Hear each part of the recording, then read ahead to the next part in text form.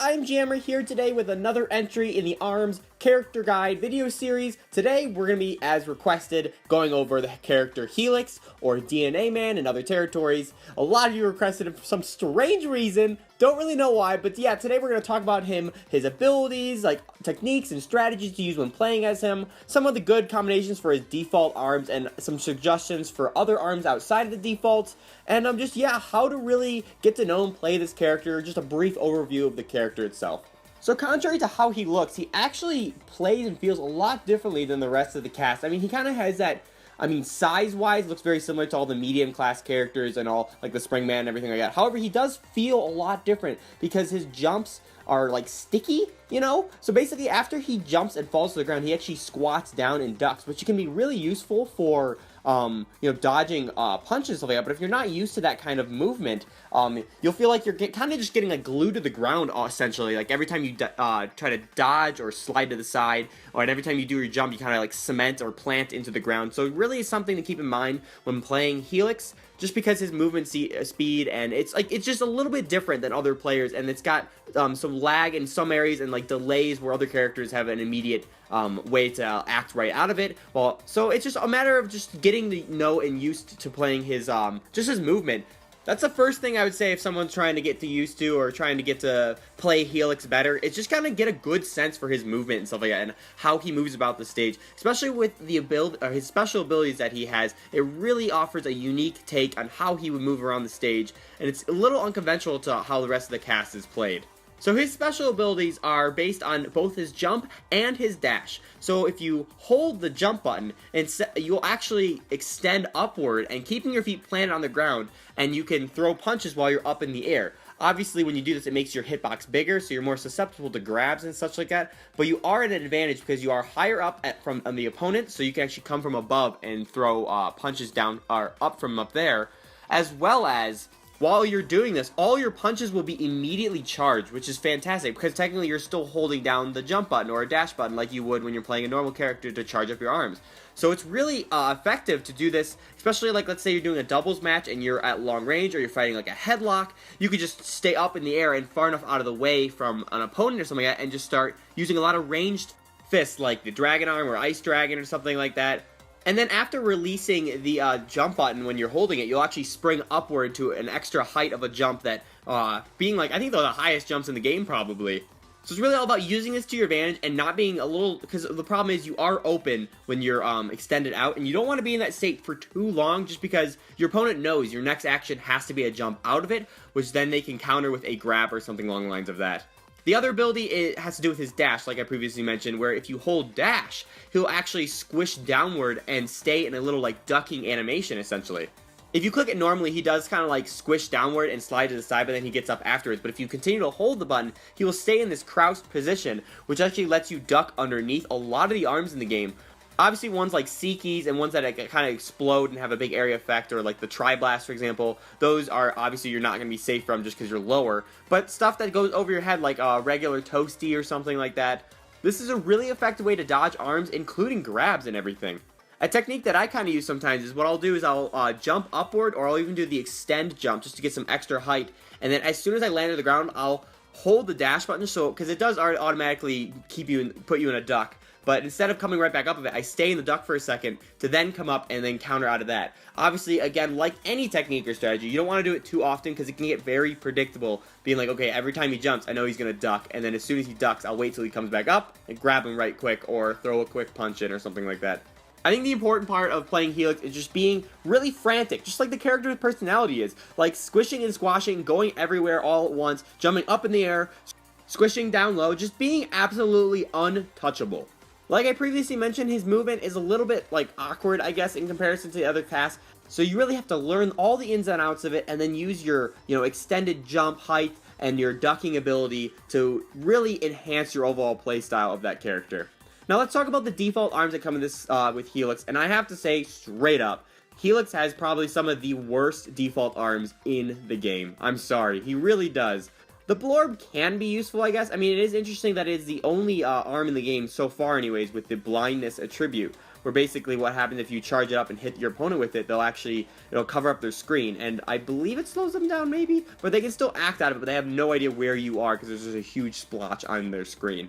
The biggest disadvantage to these fists is because they don't traditionally throw out like normal punches do, where you have the ability to curve them easily. They are very linear. The trajectory you first throw it out, that's kind of the path it takes, and it really bounces as it goes. I mean, you can have a slight variation of where you're going to as it bounces, you know, but of all the arms of the game, this is the ones that are it's very linear, so you have to really be true with your punches, and wherever you throw it and kind of just commit to that's the direction it's going to go. And it takes a long time to go out too, because it's got to take 3 full bounces. It goes out really far.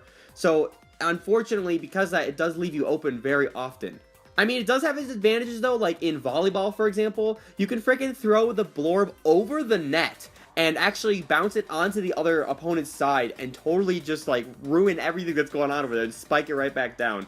So it does, I guess, have its advantages in some areas, but I think overall, as a fist, Blorb is not that good. I mean, it really depends on your playstyle stuff, but just because it shoots so straight, while all the other arms have the ability to curve and twist around other fists and stuff like that, it really just puts that at a disadvantage. His second arm is the Ice Dragon, which is fantastic. I talked about this in the Min video, saying how the Dragon Arm is a really awesome fist, where the fact that it can basically go through anything besides shields, obviously.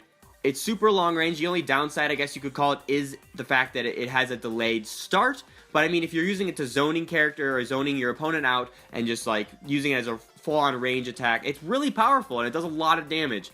And the Ice Dragon does even more than that because it's an ice elemental. Fire is good, don't get me wrong, but I think ice is a little more versatile because it does lock your opponent in place.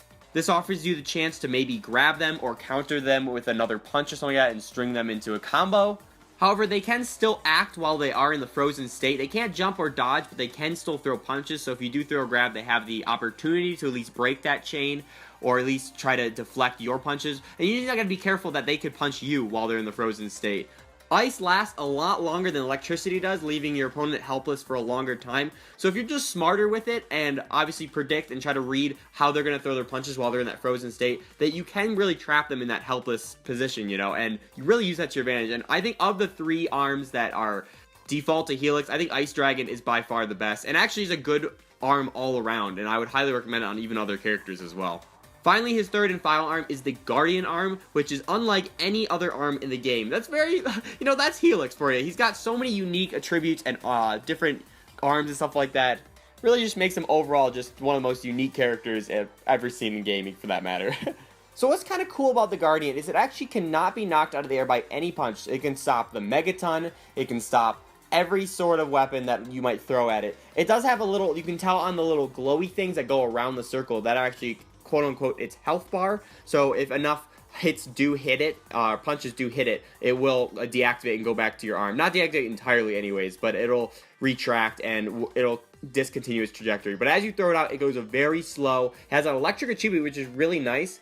But the technique for using the Guardian anyways is you have to really position it well and time it correctly, because if you do a second punch while it's in a slow stalking trajectory, you can actually speed it up to do a quick like homing, essentially, to like speed up its movement. But the problem with that is it's really short range in that sense. So like when you do try to use the speed up thing, you do have to be pretty close to the opponent for it to actually be viable and actually hit the opponent, you know. But it is really nice because it does block a lot of stuff, but I just really think it's unfortunately not that good of an arm because, I mean, because it takes as long as it does to come out, and as you're stuck in it with just your arm out of the way, your opponent can just try to reposition themselves and grab you, you know. It leaves you really vulnerable in that way. I mean, there's some fun things that you can do in like mind games and such, where you can like hide behind your Guardian shield or something like that, like, and do the duck animation, you know, and like maybe try to throw blorbs over it to kind of like mess with your opponent, you know. But overall, I think the Guardian is probably one of the worst arms in the game, unfortunately. I mean, situationally, it can be used pretty effectively, but just because it's a really difficult thing to pull off and use correctly. Whoever can pull off like a double Guardian like challenge, like, more props to you, because straight up, that's got to be one of the hardest things to do in this game. Unless you get really lucky or run into an inexperienced player that's not sure what's going on as much as other players might, you have a very high stakes against you of winning anyways. So that's what it really comes down to with Helix. Like, I just highly recommend going outside his default arms and look at other stuff to equip on him. Like putting any of the like regular punchy gloves like the Toasty, or my favorite anyways is the Chilla anyways, or the Sparky's pretty good too as well. Those are really good for Helix because those are fast and quick and you can throw him in there and just do some damage.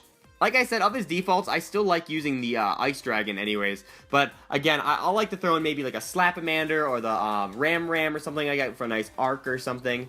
Just something to use to mix up the gameplay, because I think he's a really good fighter if used correctly and in the right hands.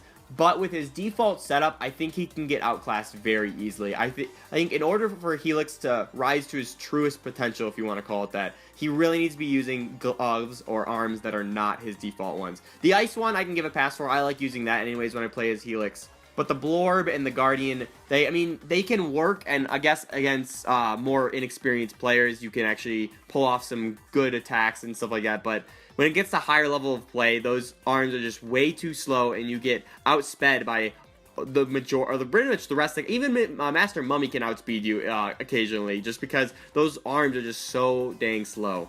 So, you Helix main out there, do you have any tips or tricks for anyone trying to pick up the character? Do you have any favorite arm setup or combinations for using the character? Because suggestions for that are definitely going to be needed, just because, like I said, this character is, to be used effectively, definitely needs new or different arms from other characters. Be sure to give this video a big, awesome like, and if you haven't already, subscribe for tons on Nintendo ARMS, Nintendo Switch coverage, videos, and all that fun stuff. We like to live stream this game at 3 p.m. Pacific on Friday afternoons, and we're trying to do it actually more on weekends as well, so definitely follow me on Facebook or Twitter if you haven't. I always post when I'm going to be streaming that day and give you a little helpful reminder, stuff like that, and it'll be a lot of fun. We set up a little private lobby and we just do a bunch of party matches, sometimes do some more For Glory one-on-one stuff, or maybe just some crazy V-Ball matches, something fun like that. But yeah, definitely come join us if you're interested in one of those nights. That'd be a lot of fun. Before I end off, totally almost forgot, definitely let me know in the comments what character you want to see a guide for next. We've done 3 so far, and that we have the rest of the cast still to go. So definitely put your suggestions in the comments who you want to see a guide for next. And yeah, again guys, thank you guys so much for watching, and I will catch you in the next one. See ya!